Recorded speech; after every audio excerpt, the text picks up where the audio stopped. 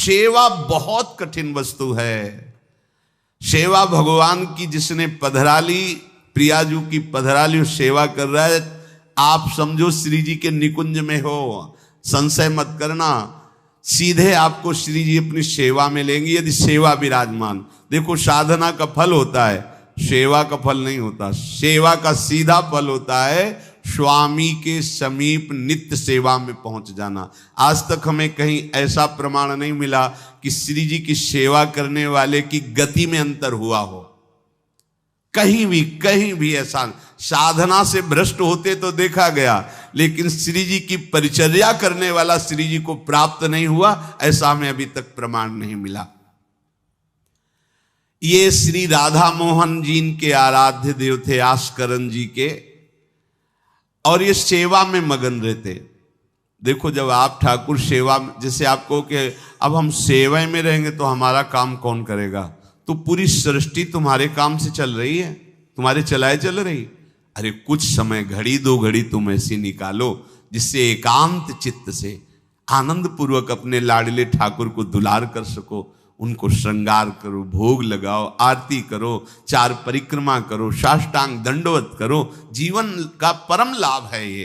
पर नहीं, आप खाएंगे हलवा, गरम गरम पकौड़ी, चाय, और ठाकुर जी के सामने वो सफेद वाले दाना नहीं आते, चिरौरी रख दो अरे भाई तुम क्या कर रहे हो, चोरी कर रहे हो तुम। घर में ठाकुर विराजमान, घर के मालिक विराजमान है, हमें जल्दी ऑफिस जाना है, गरम गरम परेठा ये वो सब, और ठाकुर जी के सामने। हम तो देखते हैं जैसे कोई ठाकुर जी के दर्शन कराने के लिए लाता है तो 4 टाफी, वो भी प्लास्टिक से लिपटी हुई, मतलब देख केवल ले, खा भी नहीं सकते हो क्योंकि प्लास्टिक लगी हुई, ऊपर कवर एकदम ऐसे रखे हुए हैं। वो बोले हमारे लड्डू गोपाल हैं। जब गोपाल हैं तो टॉफी खोल पाएंगे क्या? अगर आपको टॉफी पवाली है तो आप खोल करके सुंदर एक कटोरी में रख करके थे, ऐसे 4 दाने चिरौरी रख दिए, कटे हुए मिश्री के टुकड़े रख दिए। अरे अनंत ब्रह्मांडों का भरण पोषण करने वाला तुम्हारी चिरौरी के लिए मर रहा है। हाँ, अगर तुम्हारे पास केवल चिरौरी ही है तो वो तृप्त हो जाएगा। तुम खाओ हलवा, उसको रखो चिरौरी, तुम पहनो एक से एक बढ़िया कपड़ा, और ठाकुर जी के लिए अलग कपड़ा होता है दुकानों में, वो ठाकुर जी के लिए लेना है। पूजा, सत्यनारायण की पूजा की सामग्री गांव में जो परचून की दुकानें होती हैं कस्बों में, उनमें अलग होती है। बोले सुपारी देना, तो बोले पूजा के लिए, बोले हाँ, वो सड़ी सुपारी का अलग बैंक होता है, वो पूजा के लिए जाएगा। प्रभु के लिए तुम ऐसे चिरौरी रख देते हो। वो नारियल भी जिसमें पाली लहो, देखो ना कथा, सत्यनारायण की कथा करनी, हमें नारियल दे दो। वो सूखा नारियल जो किसी काम में ले जाएगा वो सत्यनारायण के पास जाएगा। वो कपड़ा टून का ना पहन सकते हैं, ना ओढ़ सकते हैं, ना बिछा सकते हैं, ना पोछा लगा सकते हैं, वो ठाकुर जी के लिए बलिहारी है श्रद्धा। तो फिर ठाकुर जी भी ऐसी व्यवस्था करते हैं, ना पहनने लायक ना ओढ़ने लायक, ऐसा तुम्हें नया जीवन देंगे, जरूरत ही नहीं पड़ेगी कपड़े की, घूमो वैसे ही। हाँ, जरूरत ही नहीं पड़ेगी, अन्य योनिया नहीं, कोई जरूरत नहीं है, घूमो। इसलिए सावधान। भगवत सेवा का तात्पर्य है उत्तम भोग लगाए मोर मरकट को से। स्वामी जी महाराज परम विरक्त, वैराग्य की चरम सीमा स्वामी श्री हरिदास जी, लेकिन उत्तम भोग लगाए ठाकुर जी को। उत्तम उत्तम, तुम्हारे पास जो कुछ है उसमें सबसे बढ़िया भोग बनाओ। धन्ना जी के पास बाजरा की रोटी भी पूरी नहीं थी कि भरपेट पाले, तो 1 रोटी रोज ठाकुर को रखते थे। आधी ठाकुर जी पाते थे, आधी आप पाते थे। सुदामा जी के पास कौन सा माखन मिश्री था? वो तंदुल जो पछोरने से बाहर निकलते हैं, किसी काम में नहीं, वो लेके गए थे। ठाकुर जी पाते हो कहते आज मैं तृप्त हो गया। सबरी जी के पास क्या था? क्या था? जंगली बेर, कहीं कड़ुआ कसैला ना हो, इसलिए चख के मेरे रघुनाथ जी को कहीं कसैला ना लगे। प्रभु वाह वाह करके पा रहे। विदुरानी जी ने कौन सा 56 भोग पवाया? केले के छिलके, भाव दशा में डूबी हुई। देखो हमारे ठाकुर को कुछ नहीं चाहिए, भाव से समझिए। ये बिहारी जी को 4 घंटे बैठने के लिए 10-10 लाख रुपए का फूल बंगला निकला, काम थोड़ी चलाया जाता है। अरे हमारे लाडले सरकार है, अगर 4 घंटे बैठ गए 10 लाख खर्चा हो गया तो क्या? अनंत ब्रह्मांडों का सृजन करने वाला ठाकुर हमारे पास नहीं है, तो ठाकुर जी को आपका भाव चाहिए। और आप तो सो बढ़िया पलंग में, और ठाकुर जी को एक छज्जा में विराजमान किए, छज्जा में ऐसे उतर नहीं सकते, मतलब कूदे तो वैसे ऊंचे, अगरबत्ती दिखा दी चले। आप तो ऐसे नहीं, अपने लाड़िले ऐसे प्यार करो, ऐसी जगह सिंहासन रखो कि उतर कर अगर आपके वन विहार करना चाहे तो उतर लेना, ऐसा विराजमान करो आराम से। वो एकदम उसे दीवार में ऐसी जगह, या तो बाहर वाले कमरे में, अपने कमरे में तो ठाकुर जी रहेंगे ही नहीं। अरे भाई, अगर घर में ठाकुर जी तो उठते बैठते निकलते, उनके दर्शन हो रहे, चोरी क्या? तुम तो हमारे घर के माई बाप हो, सब देखो, चोरी क्या आपसे? आपको जो अच्छा न लगे सुधार देना, ऐसे रहना चाहिए। बिल्कुल भगवत प्राप्ति निश्चित है।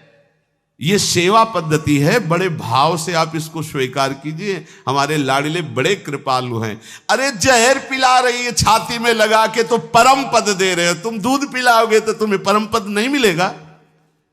पूतना जहर लेकर के पिला रही बाल गोविंद को, अभी 6 दिन के ठाकुर हैं, उसे परम पद प्रदान किया, और आप रोज सुंदर सुंदर भोग लगा रहे हो और तुम्हें भगवत प्राप्ति नहीं होगी। ठाकुर जी की आरती उतार रहे हो, बलिहारी जा रहे हो, उनके सामने कीर्तन कर रहे हो, नृत्य कर, विश्वास तो करो ना, तुम्हें भगवत प्राप्ति हो जाएगी। आस्करन जी ने एक चौकीदार पूजा गृह के बाहर बैठाल दिया और कहा कोई भी भीतर आने ना पावे, क्योंकि एक बार भी सेवा में विक्षेप मुझे बर्दाश्त नहीं। तो ठीक 10 घड़ी का इन्होंने भी नियम, जो नियम लो उसका निर्वाह करो। 4 घंटे। दिल्ली का बादशाह किसी कारण से उधर आया हुआ था, उसने कहा मुझे आस्करण जी से तुरंत मिलाया जाए। पहले तो राजा लोग होते थे और बादशाह, अब जैसे मुख्यमंत्री और प्रधानमंत्री, राष्ट्रपति।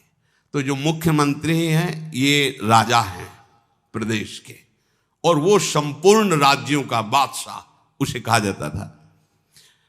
आस्करण जी को शीघ्र हमारे सामने उपस्थित किया जाए। प्रार्थना की कि महाराज असंभव, इस समय आस्करण जी महाराज अपने ठाकुर जी की सेवा में हैं और उनका आदेश है 4 घंटे कोई हमसे बात ना करे। आस्करण जी को सूचना देने के लिए बार बार सेवकों को आदेश किया, पर कोई भी सेवक बादशाह की आज्ञा पर नहीं उतरा। हम अपने राजा से ऐसा नहीं प्रार्थना कर सकते। 4 घंटे। बादशाह को बहुत कष्ट हुआ कि हमारी आज्ञा का उल्लंघन। तुरंत आदेश किया सेनापति को, बुलाओ, देखते हैं कि हमारी आज्ञा का उल्लंघन का परिणाम क्या होता है।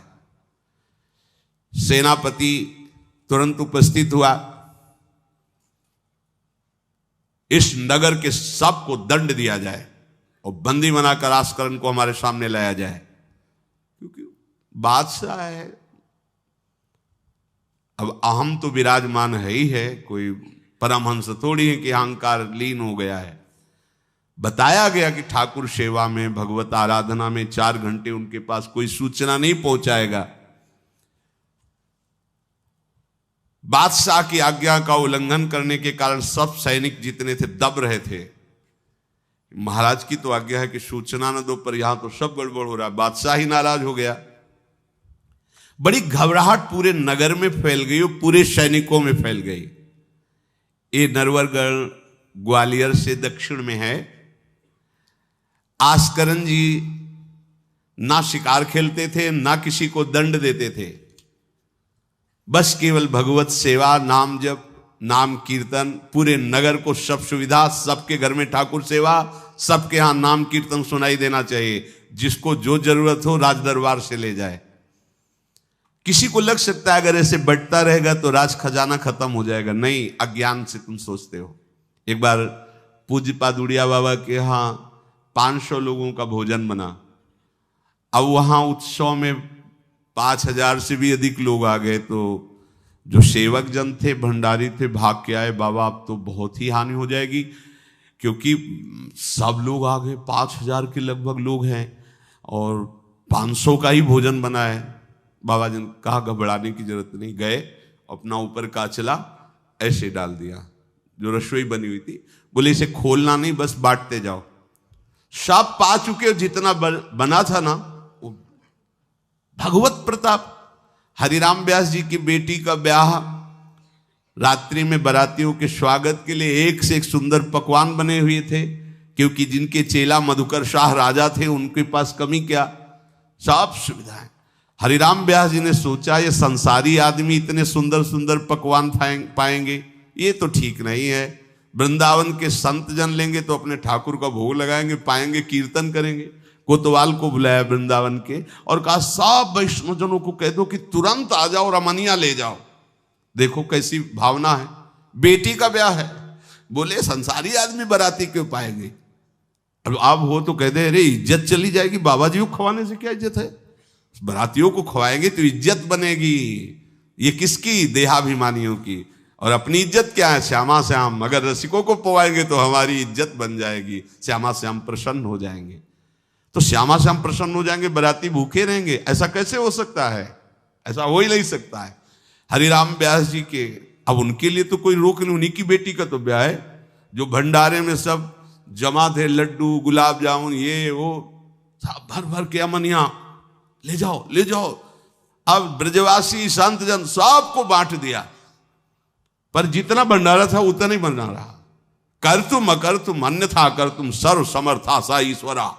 तुम प्रभु के लिए समर्पित हो तो तुम्हारे यहां हानि कैसे हो सकती है कि हम भाई ठाकुर सेवा में समय देंगे तो हमारा काम बिगड़ जाएगा, ठाकुर जी के भोग राग की बात करेंगे तो पैसों की कमी हो जाएगी। पक्की मूढ़ता है ये, ऐसा व्यापार है ठाकुर सेवा संत सेवा, ऐसे करो और कई गुना बढ़कर के हाथ में आ जाएगा, देख लेना। क्योंकि सब दुखों का कारण पाप है, और जब ठाकुर सेवा संत सेवा तो इससे पाप नष्ट होते। जे ही पाप नष्ट हुए सुख का मार्ग खुल गया, पर अज्ञानी जानता नहीं है। अब बादशाह के आदेश से हड़कंप मच गया।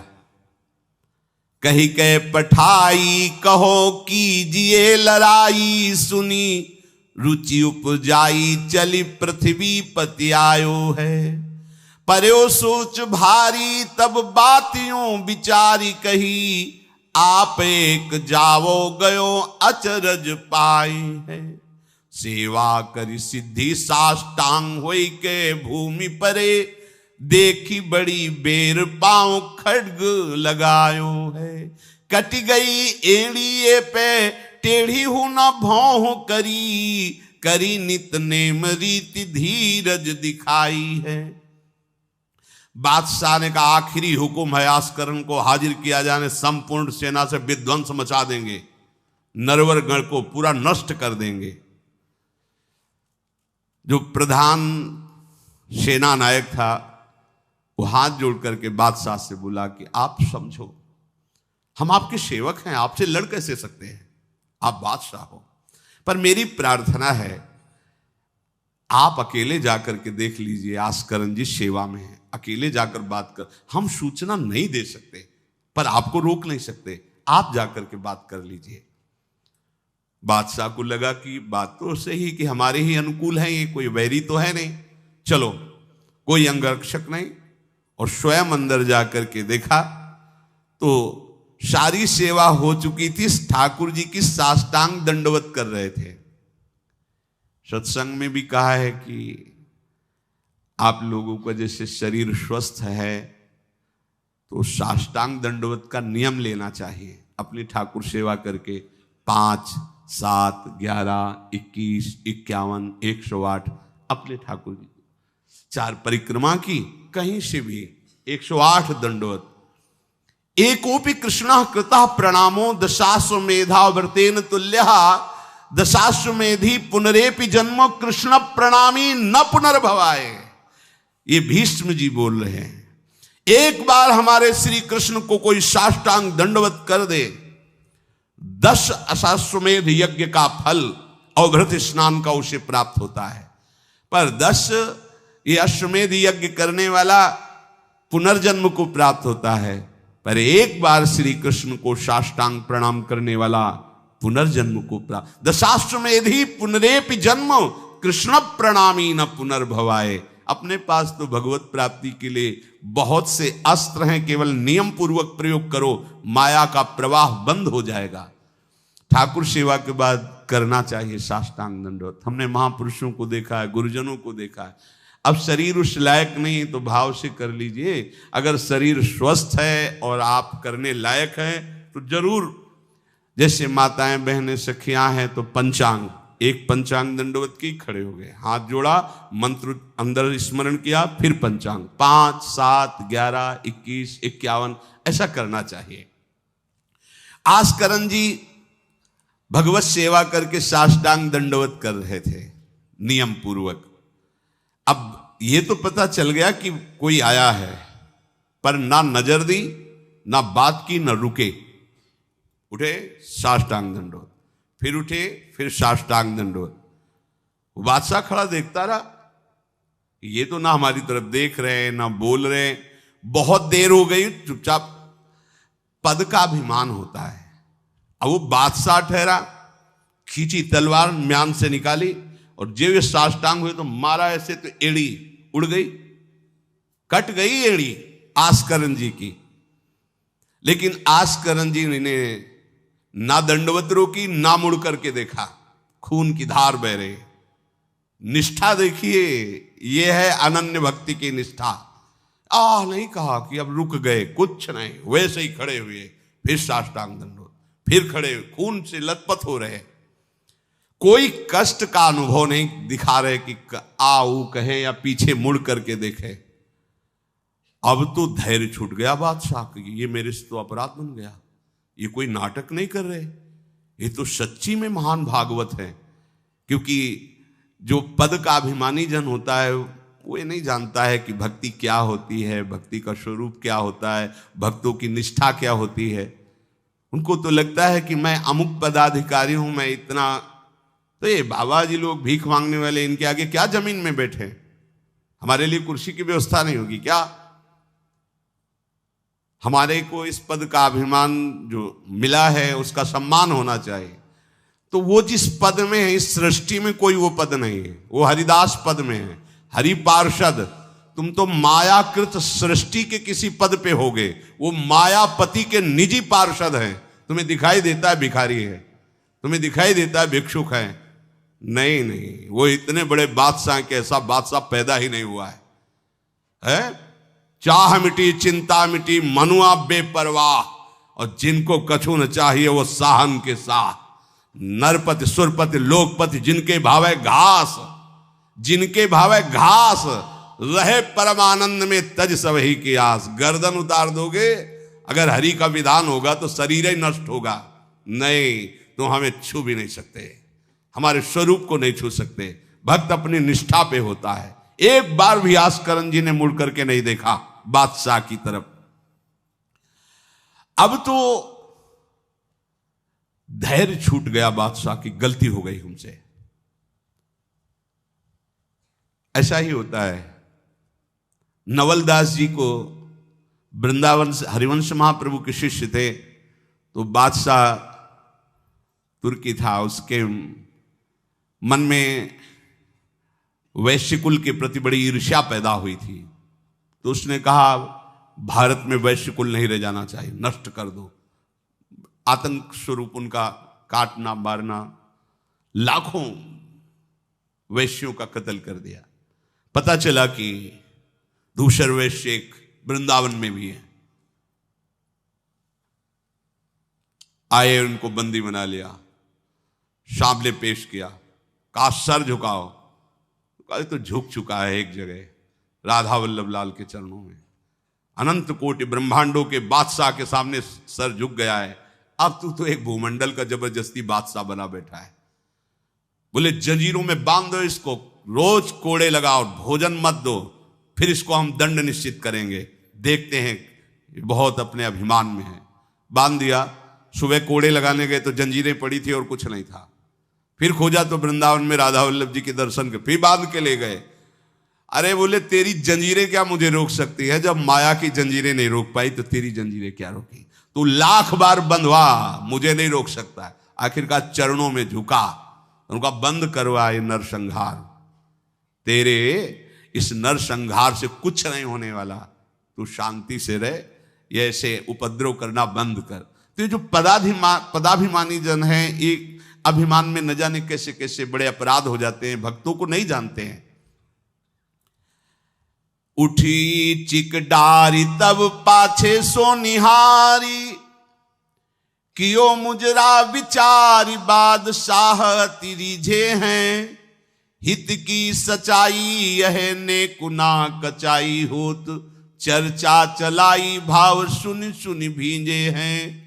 बीते दिन को नृप भक्त सो समायो, पृथ्वीपति दुख पायो सुनि भोग हरि छीजे हैं।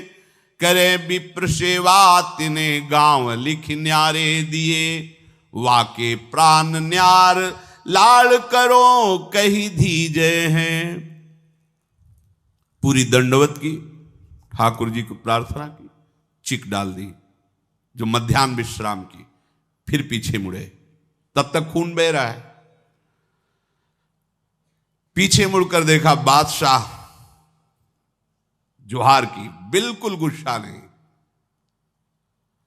राजा को इनकी ये धैर्य शैली देखकर कि अपने इष्ट के प्रति निष्ठा और मेरे अपराध का कोई भी इनके ऊपर प्रभाव नहीं, रीझ गया, बहुत प्रसन्न हुआ और कहा, आज मेरे नेत्र सफल हुए कि मैंने ऐसा निष्ठावान भक्त देखा। ना तो तुम्हारे भ्रकुटी में थोड़ा भी रोष है, और ना तुम्हें पीड़ा है, और ना कोई थकावट है। हम आपसे वार्ता करना चाहते हैं, क्या है आप में ऐसी सामर्थ्य कहां से आई कि आपने अपनी निष्ठा छोड़ी और तलवार से एड़ी काट दी। एड़ी, अरे ऐसे काट, जरा सा कुछ लग जाए तो देखो कैसा लगता है। एड़ी कट गई, खून निकल गई, दंडवती बंद नहीं हुई। जब वो बैठ करके भगवत भक्ति की बात की, बादशाह के आंसू आ गए। संत का यही प्रभाव होता है। देखो राजा हैं पर संत हैं। विभीषण जी से भगवान कहते, तुम सरीखे संत प्रिय मोरे, धरो देह नहीं आन। ये नहीं भूल होनी चाहिए कि अरे ये तो बड़े अच्छे कपड़े पहने, ऐसे ऐसे, ये क्या भक्ति करते हो। भक्ति का मतलब केवल इतना ही नहीं है कि भिक्षुक वेश हो। भक्ति किसी से भी हो सकती है, कोई भी हो सकता है, कहीं भी हो सकता है, क्योंकि सब भगवान के बंदे, सब भगवान को दुलार कर सकते हैं। अपनी कीमती रुमाल तत्काल पट्टी बांधी अपने हाथ से आस्करण जी के चरणों में। स्वयं बादशाह ने घुटने टेक कर तुरंत और कहा कि आज मैं निहाल हो गया। आपकी ये जो भक्ति है, ये जो निष्ठा है, आज प्रभु की हम पर बड़ी कृपा है जो मुझे दर्शन हुआ आप जैसे भक्ति की निष्ठा का। बादशाह अत्यंत प्रसन्न होकर के आपको क्या सुख प्रदान करें। होगा हमारी सेवा निष्ठा है, आप जब चाहते तब आदेश दे देते, तो आप मुझे अपने आदेश से मुक्त कर दीजिए। आज के बाद हमारा कोई शासन आपके ऊपर लागू नहीं रहेगा। आप जब चाहें स्वेच्छा से आप आ सकते हैं, ना आए तो आपका राज्य, हमारा कोई अधिकार आज से नहीं। श्री आस्करण जी को एक बार बहुत शरीर में बुखार आ गया, इतना कष्ट पीड़ा होने लगी। अब वो कैसे सेवा करें, भीषण कष्ट है, उठा नहीं जा रहा। प्रातःकालीन बेला से ही सेवा प्रारंभ होती थी। बस उनको एक चिंता है कि अब सेवा कैसे होगी, सेवा कैसे होगी। उसी शिथिलता में भगवान अपने निजी सेवक में जो और परिचर्या करने में थे उनको आदेश किया, चरणामृत पिला दो, ठीक हो जाएंगे। वो रात्रि में ही चरणामृत, महाराज ठाकुर जी ने कहा चरणामृत, आप जो ही चरणामृत पिया शरीर का रोग नष्ट हो गया, स्वस्थ हो गए, सुबह सेवा में गए। इसलिए आप लोगों से प्रार्थना करते हैं, अकाल मृत्यु हरणम सर्वव्याधि विनाशनम श्री कृष्ण पादोदकम पीत्वा पुनर्जन्म न विद्यते। मान लो भैया, एक डॉक्टर औषधि देता है, पैसे लेता है, फीस के पैसे भी लेता है, और ना फायदा करे तो भी उसी दवाइयों का तुम आश्रय लेते हो। हम कह रहे हैं कि संसार से मुक्त होने के लिए चरणामृत सिद्ध औषधि है। रोज चरणामृत ठाकुर जी का पियो, कोई पैसा नहीं लगता। बिहारी जी, राधा वल्लभ, राधा रमन, जहां चाहो, बड़े उदार ठाकुर। चरणामृत, अगर इतना चरणामृत मिला उसमें आप 1 लीटर जल मिला लीजिए, चलता रहेगा। जब कमी लगे फिर जल मिला लीजिए, चरणामृत ही रहेगा। आप वर्षों इतने चरणामृत को पी सकते हैं जल मिला मिला के, अकाल मृत्यु नहीं होगी। समस्त रोगों के नाश करने की सामर्थ्य चरणामृत में है। कोई भी व्याधि आपको परास्त नहीं कर पाएगी। और पुनर्जन्म न विद्यते, हम भगवान के धाम में चरणामृत के प्रभाव से चले जाएंगे।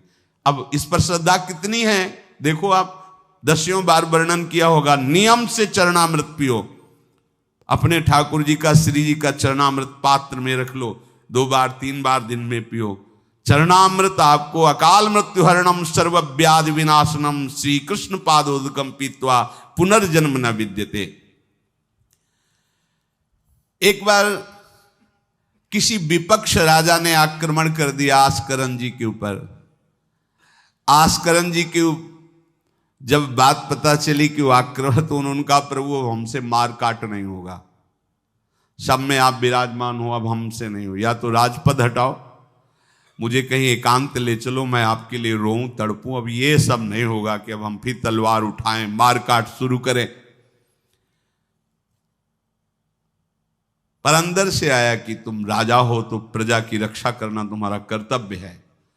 तो उन्होंने पूरी सेना सजाई, जानते हो कैसे? सब मजीरा लो और स्वयं बोले नाम कीर्तन करो, राधा वल्लभ श्री हरिवंश श्री वृंदावन श्री। कहां जा रहे? बोले युद्ध करने जा रहे हैं। ऐसे युद्ध होता है।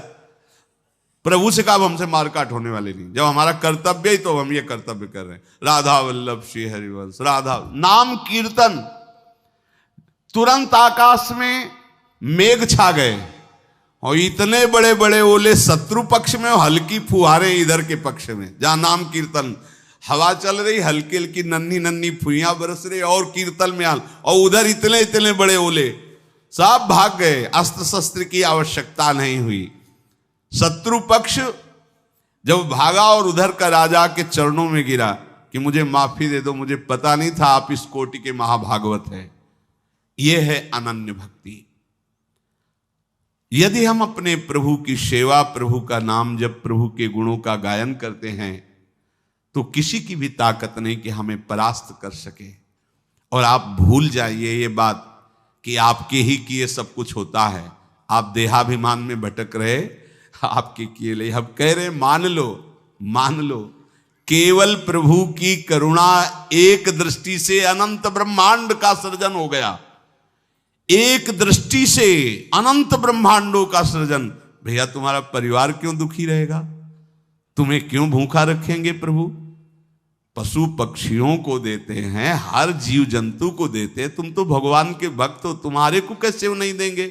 विश्वास करो, जो तुम्हें कार्य मिला है धर्म पूर्वक करो, नाम जप करो, प्रभु की सेवा करो। गंदे आचरण, गंदे नशा, गंदी बातें, ये सब छोड़ दो, क्योंकि यही तुम्हारी दुर्गति, अशांति का कारण बनेगी। पैसा बढ़ा है, मदिरा पान करना, व्यभिचार करना, उसे सुख समझ रहे हैं। पैसा है, पद है, समझ रहे हैं कि हम जीवन का लाभ ले रहे हैं। अरे ये लाभ तो सुअर कुत्ता भी ले रहे भैया। निद्रा भय आहार मैथुन हर जीव भोग रहा है। तुम मनुष्य जन्म ले करके बड़े बुद्धिमान होकर उसी भोग रहे हो, तो कौन सी बात? तिनते खर सूकर स्वान भले, गोस्वामी तुलसीदास जी। सुअर कुत्ता गदहा उससे अच्छे। क्यों? क्योंकि अपने कर्म भोग कर ऊपर की तरफ उठ रहे हैं, उनके पाप नष्ट हो रहे हैं। वो आप ऊपर उठकर मनुष्य जन्म कर प्राप्त करके पाप कर्म कर रहे हैं, आप नीचे अधोगति को जा रहे हैं। इसलिए सबसे प्रार्थना है, ये गंदे आचरण, जब आप मदिरा पीते हैं तो आपकी बुद्धि तमोगुण राक्षसी वृत्ति से हो जाती है। खुद आपको अनुभव इस बात का, आपकी दुर्दशा हो जाती है, बुद्धि भ्रष्ट हो जाती है। फिर व्यभिचार, जुआ, चोरी, हिंसा कैसे आपको सुख प्रदान करेंगे? ये जो निकृष्ट हैं, जो अधर्म है, जिनकी क्रिया ही दुखमय है, उस दुख से तुम कैसे सुख प्राप्त कर सकते हो? धर्म से चलो, गृहस्थ हो तो धर्म पूर्वक चलोगे तो गृहस्थी में ही भगवान तुम्हारा मंगल कर देंगे, भागने की जरूरत नहीं है। नाम जप करो, ठाकुर सेवा विराजमान करो, जो रूखा सूखा हो अपने ठाकुर को लाड़ लड़ाओ, अंतिम श्वास तक भगवान कृपा कर ही देंगे। हमारे जीवन का उद्देश्य भगवत प्राप्ति है। इन किन प्रकारेण अब हमारा जन्म इस संसार में ना हो, हम प्रभु के पास जाकर उनकी सेवा में रहें सदैव, जहाँ न मरना है, न जन्मना है, न दुख है, न सुख है, न बीमारी है, कोई किसी भी तरह का जहां लेस मात्र भी कष्ट नहीं है, प्रलय और महाप्रलय की वायु भी जहां प्रवेश नहीं करती, वो हमारे प्रिया प्रीतम का नित्य धाम है, वही हमारी विश्राम भूमि है। हम सब खूब राधा नाम जप करें और आकांक्षा करें कि इसी जन्म में हमें भगवत प्राप्ति हो।